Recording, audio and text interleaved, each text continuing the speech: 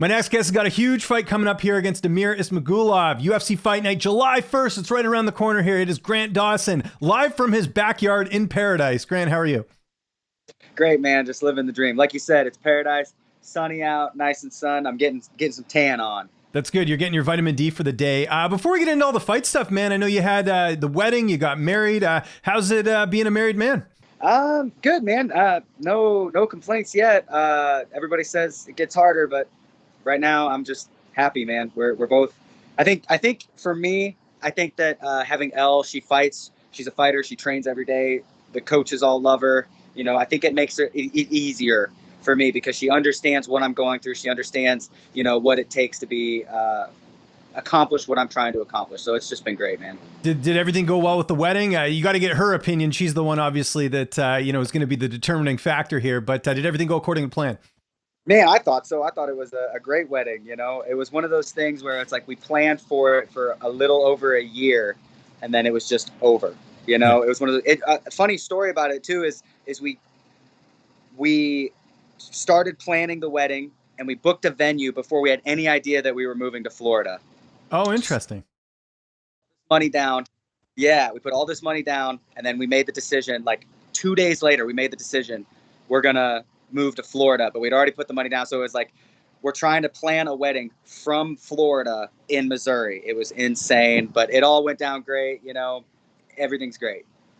Good to hear, man. That's awesome. Now, as far as this matchup here, was it difficult getting an opponent? I know last time we spoke, you said there was like 8 opponents that turned you down. How was it this time trying to get this fight? It wasn't too bad. We only had 3, I think. No, I'm sorry, just 2. We got offered Damir.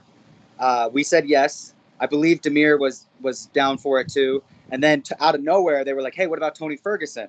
And I was like, "Yeah, like way easier fight for the more fame and more money. Yeah, hell yeah, let's do that."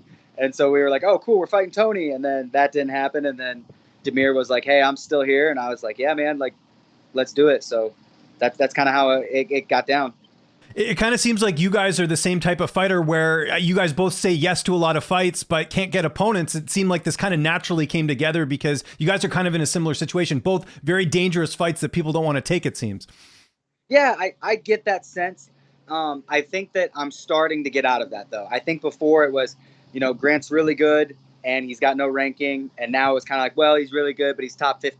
He's at the back of the line. I think a big win over Damir, I think people are going to start calling me out, which is good. That's what I want. That's what we're here for. So I think a win over Damir puts me in the top 10, at least the top 12. And I think then I'll have something next to my name that'll make people say, okay, I'm willing to take that risk. And I don't think people give you enough credit. I mean, your record's awesome. What do you make of the UFC's matchmaking recently where you see someone like an Umar Nurmagomedov who, doesn't have a ranked win and is possibly fighting Corey Sandhagen next. Abus Magomedov's fighting Sean Strickland. You see Ikram fighting Paulo Costa. Like these fighters that have maybe like 1 or 2 fights getting these big opportunities. What do you make of that? Well, you're a guy, having to fight a really dangerous guy here in Damir. Yeah, man. It breaks down to the weight class, though. You don't see that at 45. You don't see that at 70. 85 and 35, although the pool of talent is incredible, there's not a whole lot of guys. So once you start stringing some wins together, or in Ikram's case, 1 win, but okay, look at Ikram too. Like you could say it's unfair that his debut was against Phil Hawes, who is an incredible fighter, a great athlete, been in the UFC for a long time. That almost seems like it's unfair, and look to him. So I think they're giving Ikram they know how good he is. Umar, I'm not sold on him. I think he's good. I think Corey Sandhagen will beat him, though. I really do. Mm-hmm. Do you think that's the right next step for him? Because I think the one critique with Umar, as great as he's looked, he doesn't have that ranked win. Man, you don't have a ranked win until you have a ranked win, right? So who was it? Nasrat. His ranked fight was against Dan Hooker, and that was when Dan Hooker was like number 6 in the world. And so it's kind of just, if you beat the man, you are the man. I think Corey, it's more so Corey. He's taking a super dangerous fight, and he's at the top level. He just beat Cheeto, and now he's fighting an unranked dude. So that's kind of crazy on Corey's end. Good on Umar. Like Umar's just taking advantage. Yeah, no, completely agree. Just kind of, it kind of reminded me of you though, because like I said, we've talked about opponents turning you down, and that was one of the arguments with Umar is that nobody wants to fight him. So it's like, okay, fight the only guy who will, which is Corey Sandhagen, right? So that's kind of the parallel I was making there. Let's talk about Damir Ismagulov, 24-2 record. Stylistically, how do you feel like you match up against him here?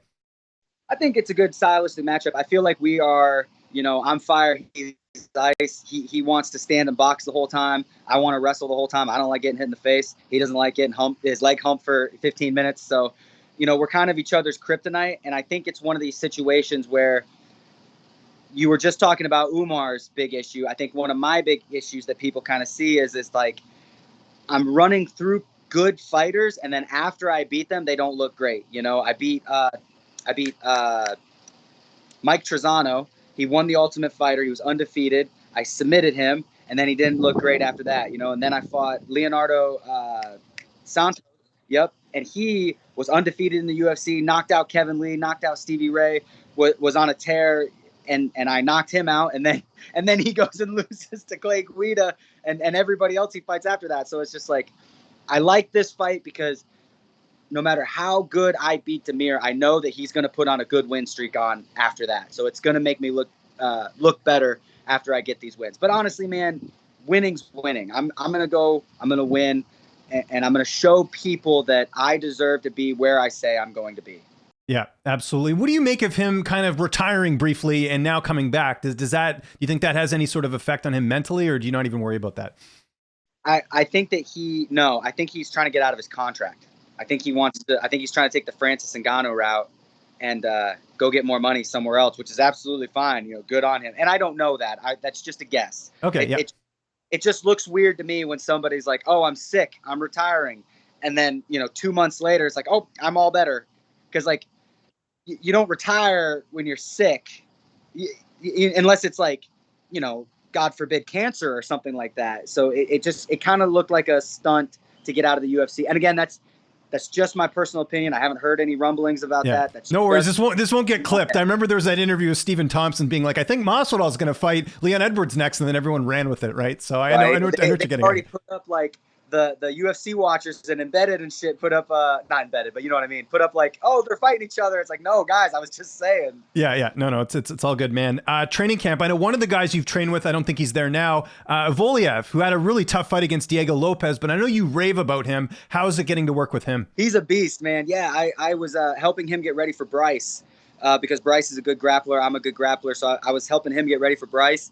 And then fight week, he got switched to pretty much the same style of fighter, maybe a little bit more dangerous on the feet. I will tell you though, that kid is going to be good. He put Movsar in some trouble, and I think Movsar is world champion level. I think there's two guys at 145 that can beat Volkanovski, and that's Movsar and Ilia Topuria. So I'm really excited to see him get another win. I hope that him and Bryce happens because I think that's a great matchup for him, and I think that's kind of like a Tony Ferguson fight where he's not the best guy in the division, but he's definitely one of the most popular. There we go. Who else are you getting to work with over there at ATT? I know it's a big gym, but who are some guys you getting to work with? I've been working a lot with Neto.